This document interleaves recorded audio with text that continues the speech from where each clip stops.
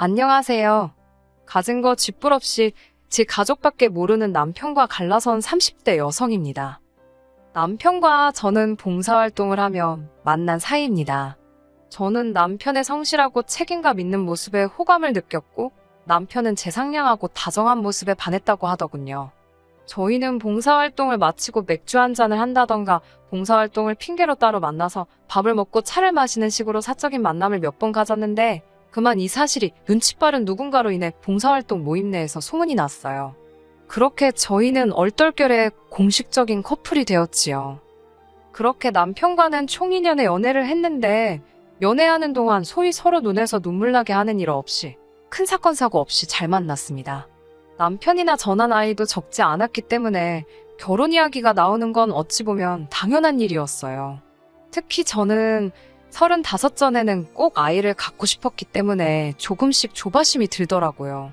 그리고 얼마 지나지 않았을 무렵 남편이 이런 제 마음을 눈치챘던 건지는 모르겠지만 돌아오는 주말에 저희 부모님께 인사드리러 가고 싶다는 말과 함께 프로포즈를 해왔습니다. 저희 집에 인사를 드리러 갔을 땐 전반적으로 화기애애한 분위기였습니다. 친정아버지께서 남편에게 질문 공세를 퍼부으셨을 때를 제외하면 말이지요. 친정아버지께서는 남편에게 정확히 직장에서 무슨 일을 하는지, 연봉은 어떻게 되는지, 회사를 관두면 앞으로 계획은 무엇인지, 그리고 결혼을 하게 되면 집 문제는 어떻게 할 것인지, 와 같은 질문들을 옆에서 듣고 있는 제가 민망할 정도로 직설적으로 그리고 단도직입적으로 물어보셨습니다. 그리고 그런 아버지의 질문에 남편은 약간 긴장한 것 같긴 했지만 마치 기다렸다는 듯이 막힘없이 대답을 했고요. 특히 집 문제의 경우 시부모님께서 남편 앞으로 아파트를 해주기로 하셨다며 자신만만한 모습을 보였는데 저도 처음 듣는 이야기라서 정말 깜짝 놀랐답니다. 제가 정말이냐고 몇 번 더 물었는데 남편은 속고만 살았냐며 시부모님께 결혼할 여자가 있다고 하니 아파트를 사준다 하셨다며 걱정하지 말라더군요. 친정부모님은 이런 남편이 마음에 드신 눈치였고 그렇게 저와 남편의 결혼을 허락하셨습니다. 집을 계약하고 나면 그에 걸맞는 혼수와 예단을 해서 보내시겠다 하셨고요. 그리고 얼마 후 이번엔 제가 시댁에 인사를 드리러 가게 되었습니다. 남편 말에 의하면 시부모님은 얼마 전까지 사업을 하시다 은퇴를 하셨고 노후 준비는 다 되어 있으시다 했어요. 지금 살고 계신 집도 시부모님 명의로 되어 있기 때문에 자식들에게 손 벌리실 분들은 아니니까 걱정하지 않아도 된다고요. 시댁에 도착하니 어머님께서 제 이야기를 많이 들으셨다며 어서 오라고 반갑게 맞아주셨습니다. 어머님께선 당신이 음식 솜씨가 좋지 못하다며 식사는 시켜 먹자고 하시더군요. 첫 만남부터 며느리감을 부려먹는 집들도 있다던데 그에 비하면 양반이지 싶어서 별로 신경 쓰지 않았습니다. 중국 음식을 시키고 음식을 기다리는 동안 어머님 아버님과 이런저런 이야기를 나누게 되었어요. 이제 2번 다시 볼 사이도 아니니 허심탄회하게 털어놓겠습니다. 하루 왼종일 돈 이야기만 하시더라고요. 주식이 어떻고 부동산이 어떻고 그러다 자연스럽게 집 이야기가 나왔습니다. 어머님께선 저더러 아내 가정가구는 뭐로 채울 거냐, 예단은 어떻게 할 거냐 그런 것들을 노골적으로 물어보셨어요. 저는 일단 집을 보고 집에 걸맞는 수준으로 친정에서 해주신다 하셨다고 말씀을 전했습니다. 어머님께선 그럼 예단부터 하자는 식으로 말씀을 하셨는데 이 부분은 저 혼자 정할 수가 없어서 친정부모님과 상의해보겠다고 말씀드렸지요. 솔직히 말하면 이때 조금 느낌이 쎄하기는 했는데 딱히 뭐라고 꼭 집어 말하기는 어렵고 아무튼 하루 종일 어머님 곁에서 적당히 내내해가며 하루를 보냈습니다. 상견례까지 마친 이후로는 정말 본격적으로 부동산 투어에 나섰습니다. 솔직히 이것도 많이 늦은 감이 있었는데 이렇게 된 데는 또 그 나름의 사연이 또 있어요. 집을 해주신다던 어머님께선 식장을 예약하고 나자 말을 살짝 바꾸셨습니다. 저더러 2억을 줄 테니 예산에 맞는 집을 사라고요. 문제는 그때가 2020년이었습니다. 서울에 2억짜리 아파트가 있을 리 만무했지요. 있다고 해도 없는 거나 마찬가지인 아파트들이었달까요. 남편이 저더러 대출을 받아서 보태면 어떠냐고 했지만 대출을 1, 2천 받아서 될 일도 아니었기에 엄두가 나지 않았고요. 이러지도 저러지도 못하고 발품만 팔며 시간을 보내던 어느 날 정말 운 좋게 10평대의 서울 외곽에 위치한 아파트 하나를 발견했습니다. 저는 너무 기쁜 마음에 바로 남편에게 전화를 걸었는데 남편은 뜻밖의 반응을 보이더군요. 너무 작다고 그런 데서 어떻게 사냐고요. 하지만 시댁도 방 하나 거실 하나가 전부였던 걸 봤던 저로서는 남편이 왜 그렇게까지 질색을 하는지 솔직히 이해가 되질 않았지요. 제가 우리 둘이서 사는 집인데 뭐가 어떠냐, 좀 살다가 오르면 팔고 이사 가자고 남편을 달랬습니다. 그리고는 어서 어머님께 연락드려서 계약금부터 받자고 이야기를 하니 이번엔 그러면 일단 저더러 계약금을 내랍니다. 하지만 제 돈은 적금에 묶여 있었고 만기까지는 2주도 안 남은 상황이었기에 절대로 쓸 수가 없었어요. 제가 그러지 말고 부동산에서 말하길 500만 원만 있어 된다니까 일단 500이라도 말씀드리라 했습니다. 그렇게 말씀드리기가 껄끄러우면 일단 당신 돈 500을 나한테 보내라고도 했고요. 그제서야 남편은 할 말이 있다며 일단 만나자고 그러더군요. 부동산에는 하루만 기다려 달라고 사정을 해놓고 남편을 만나러 갔습니다. 남편은 저를 만나기 전 이미 술 한잔을 했는지 조금 흐트러진 모습이었어요. 무슨 일이냐고 하니까 미치겠다면서 주먹으로 자기 가슴을 마구 내려치더니 자기 부모님께서 말을 바꾸셨답니다. 집을 해준다던 건 당신들이 갖고 계신 땅을 팔아서 그 돈으로 사주시려던 거라고요. 그런데 서울 집값 오르는 걸 보니까 당신들 땅도 오를 것 같아서 아까워서 지금 못 파시겠다고 그러시더랍니다. 땅을 안 팔면 돈이 없으니 당연히 집도 못 해주신다는 소리였지요. 좀만 더 기다렸다가 땅값 좀 더 받아서 팔고 그 돈으로 집을 사자며 1년만 더 기다리라 하셨다고요. 솔직히 그 소리를 듣고 있는데 너무 갑갑하더라고요. 어머님의 땅값이 오르는 동안 서울 집값은 그대로 있나요? 어찌됐건 땅 주인인 시부모님이 안 판다는데 남편한테 대고 제가 무슨 말을 한들 뭐가 달라지겠나 싶더군요. 일단 남편이 너무 괴로워하니까 알겠다고 같이 방법을 찾아보자 하고는 남편을 달래서 돌려보냈네요. 집으로 돌아왔는데 제 안색이 많이 안 좋았던 모양입니다. 집에 먼저 와 있던 남동생이 절 보더니 무슨 일 있냐며 묻더라고요. 당시 저는 남동생 소유의 아파트에 얹혀 살고 있었거든요. 팔불출 같긴 하지만 제 남동생이 능력이 좋아요. 흥미없는 공부에 시간 낭비하고 싶지 않다며 그렇게 온 가족을 걱정시키더니 보란듯이 자기가 좋아하는 요리로 돈을 벌어서 집까지 샀습니다. 젊은 애가 어떻게 저렇게 자제하면서 살까 싶을 정도로 남동생은 술, 담배는커녕 여자친구 한 번을 안 사귀고 일만 해대더니 정말 기특하지 않나요? 본인 말로는 대출을 있는 대로 끌었다며 아직 자기 아파트가 아니라 은행 아파트라며 엄살을 피우긴 하지만 게다가 고맙게도 누나인 저더러 직장 근처에서 자취한다고 돈 버리지 말고 자기 아파트에 들어와 살라고 먼저 물어봐 주더라고요. 누나도 허튼데 돈 쓰지 말고 미래를 준비하라면서 의젓한 동생의 모습에 언제 저렇게 컸나 싶대요. 아무튼 동생에게 저는 남편과 나눈 이야기를 털어놓았고 동생은 생각에 빠진 듯 보였습니다. 그러더니 한다는 말이 그럼 일단 이 집에 같이 들어와 살면 되지 않겠냐고 그러더군요. 저는 생각지도 못한 남동생의 제안에 깜짝 놀랐습니다. 말도 안 된다고 아니라고 결혼을 그냥 천천히 하던지 다른 방법을 찾아보겠다는 저에게 동생은 매형이 좋은 사람 같았다며 돈 때문에 누나가 좋은 사람을 놓치지 않았으면 좋겠답니다. 그렇다고 동생과 저 둘이서 정할 문제는 아니었으니 남편과 먼저 방법을 좀 연구해보겠다고 했네요. 이튿날 저는 다시 남편과 만났고 남편에게 그럼 일단 당신이 모아둔 돈부터 말해보라 했습니다. 이때만 하더라도 만약에 남편이 한 7, 8천 정도 모아둔 상황이라면 제가 모아둔 돈과 합쳐서 전세라도 구할 작정이었거든요. 그런데 남편의 말은 가관이었어요.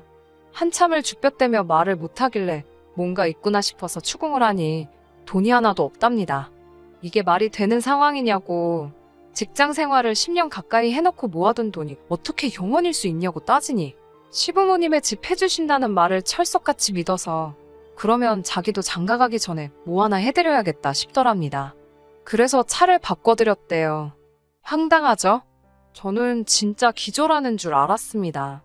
그걸 어머님 아버님께서 받으셨냐고 물으니 엄청 좋아하시더랍니다.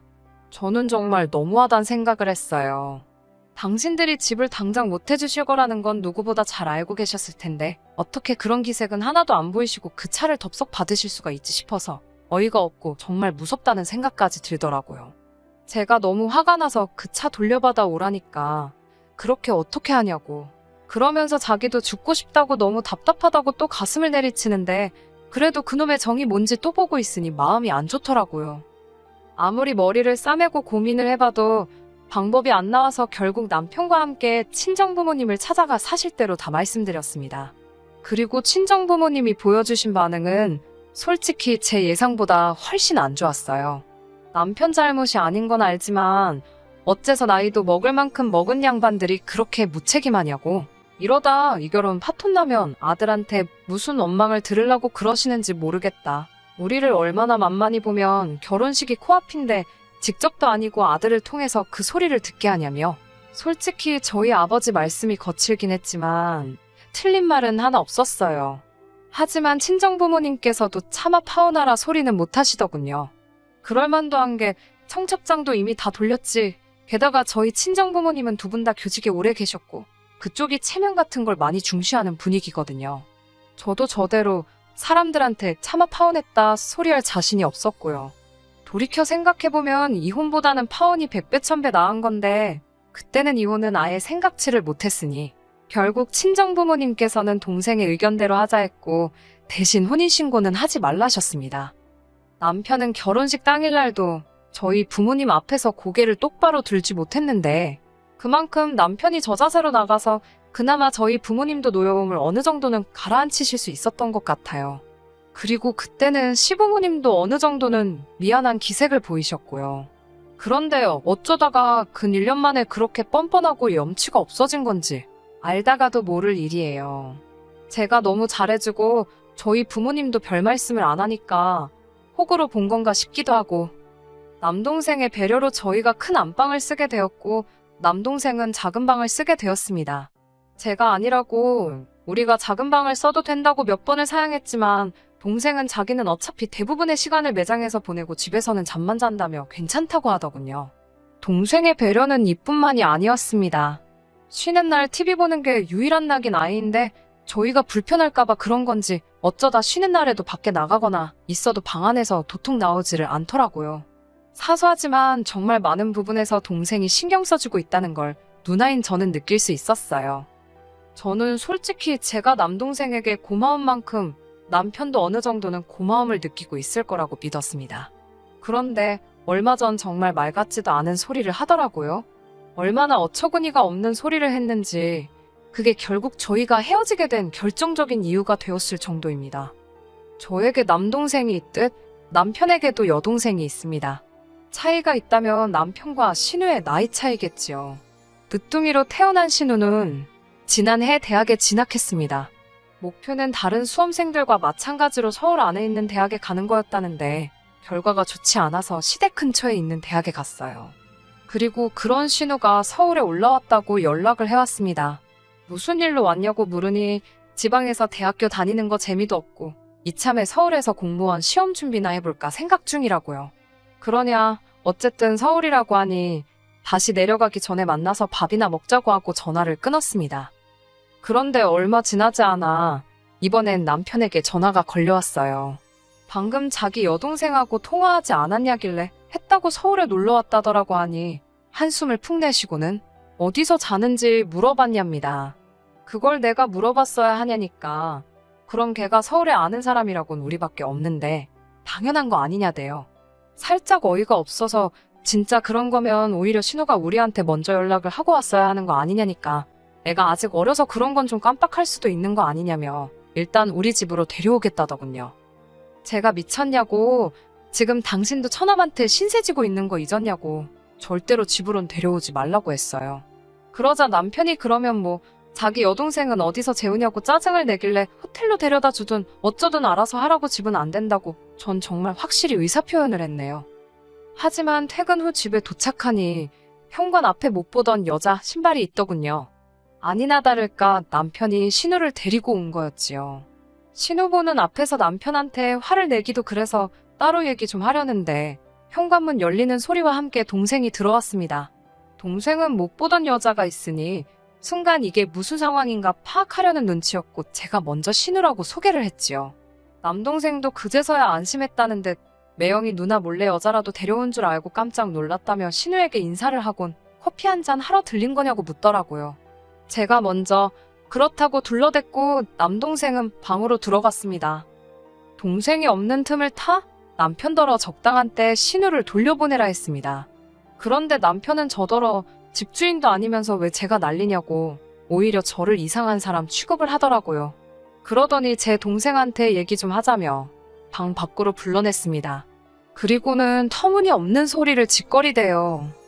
자기 여동생이 몇 살인데 겁이 많고 어쩌고 쓸데없는 소리를 늘어놓더니 당분간 신세 좀 져도 되겠냐고요. 제 동생은 좀 당황한 눈치로 저를 쳐다봤고 저는 신우를 피해 고개를 절레절레 저었습니다. 하지만 제 동생은 잠깐 고민하는 듯 하더니 정갈대가 없으면 갈대 정해질 때까지 있는 건 괜찮다고 하더라고요. 저 바보 같은 녀석 듣고 있는데 어찌나 속이 너무 상하던지요. 그리고는 동생이 할 일이 있다며 방에 들어가려는데 다시 남편이 동생을 붙잡더니 한 가지만 더 부탁을 하잡니다. 이번엔 또 무슨 헛소리를 하려고 저러나 싶어서 저도 모르게 나를 세워 듣고 있었습니다. 남편이 한다는 말이 제 동생이 키도 크고 덩치도 커서 자기 여동생이 좀 두려움을 느끼는 것 같다면서 혹시 오늘 나가서 자면 안 되냐입니다. 제 동생이 그게 무슨 뜻이냐고 되물으니 당분간 그러니까 자기 여동생이 이 집에 있는 동안은 처남이 밖에서 숙식을 해결하면 안 되겠냐고 묻더라니까요. 듣다 못한 제가 남편 뒤에 숨은 신우를 향해 소리를 질렀습니다. 아가씨가 지금 연락도 안 하고 온 덕분에 이게 다 무슨 상황이냐고. 아가씨는 오늘 호텔 가서 자라고요. 그리고 남편한테도 내 동생 괴롭히지 말고 그렇게 아가씨 걱정이 되면 같이 나가라고. 같이 옆에서 자장가 불러주고 재워주든지 하라고. 여기 내 동생 집이고 우리 엄연히 빌부터 살고 있는 건데 당신이 뭔데 내 동생더러 나가라 말하냐고 아주 따발총처럼 쏴댔네요. 그러자 신우가 저더러 너무한답니다. 자기가 제 여동생이었어도 그랬겠냐고 그러길래 제 여동생이면 안 그랬겠죠. 라고 받아쳐버렸어요. 그리고는 남편한테 네 동생은 네가 챙기라고 내 동생은 내가 챙긴다고 악을 썼네요. 그러자 남동생이 누나 그만하라면서 매영 진짜 갈 곳이 없어서 그런 거면 거실에서라도 재우고 그게 아니면 억지 그만 쓰시면 좋겠다고 점잖게 말하더라고요. 그러면서 딱 덧붙이기를 매영 여기 계시게 하는 것도 다 저희 누나의 남편이라서 가능한 거라고 그걸 잊지 마시라고 한마디 더 하대요. 그 말을 들은 남편은 무슨 발작이라도 하듯이 아무리 그래도 그렇지 처남이 엄연히 아랫사람인데 자기한테 어떻게 훈계조로 말을 하냐면서 이렇게 싸가지 없는 사람인지 몰랐다고 억지를 쓰더라고요. 남매가 어떻게 이렇게 쌍으로 이기적이냐고 그러길래 니네 남매도 쌍으로 염치가 없다고 받아쳤습니다. 그러면서 말도 더 섞기도 싫으니까 네 동생 데리고 나가라고 했더니 남편이 저더러 후회 안 하냐입니다. 조금만 더 기다리면 어머님이 집 사주신다고 했는데 이런 식으로 행동하면 그 집에 제 지분은 하나도 없는 거라나요. 하나도 탐 안 나니까 눈에 보이지도 않는 집 가지고 유세 적당히 떨라고 저도 말 나오는 대로 그냥 퍼부숴 버렸어요. 그러면서 꺼지라고 아주 악을 쓰니 제 기세에 눌렸는지 남편이 어버버하면서 신우를 데리고 나가더군요. 그 일이 있고 나서 저희는 그동안 서로 서운했던 묵은 감정이 다 터져 나왔습니다. 조금이라도 다시 같이 살 생각이 있었다면 적극적으로 해명을 한다든지 어떻게 해서라도 풀어보려고 했을 텐데 정이 뚝 떨어져서 그런지 같이 마주 앉아있는 것 자체가 싫더라고요. 말끝마다 집 타령하는 것도 지겹고 그 집구석에서 네 여동생이랑 둘이 살던지 말던지 마음대로 하라 했습니다. 남편과 헤어진 이후로 저는 남동생 집에서도 나와서 혼자 오피스텔 구해서 살고 있어요. 더 이상 동생한테 신세지기도 싫고 누나로서 보여주지 말아야 할 모습을 보여준 것 같아서 마음도 안 좋고 그래도 무능하고 염치 없는 남편하고 너무 늦지 않게 헤어져서 다행이다 싶습니다. 얼마 전에 시부모님 소유의 그 땅 그냥 심심해서 인터넷에 검색해봤는데 오르기는 개뿔 그때보다 더 떨어졌더군요. 평생 그 소중한 땅 쥐고서 품에 꼭 끌어안고 살았으면 좋겠네요. 너무 고소합니다. 끝까지 들어주셔서 감사합니다. 오늘의 사연은 여기까지입니다. 구독과 좋아요, 알람 설정 부탁드리고 더 좋은 사연으로 다시 찾아뵙겠습니다. 감사합니다.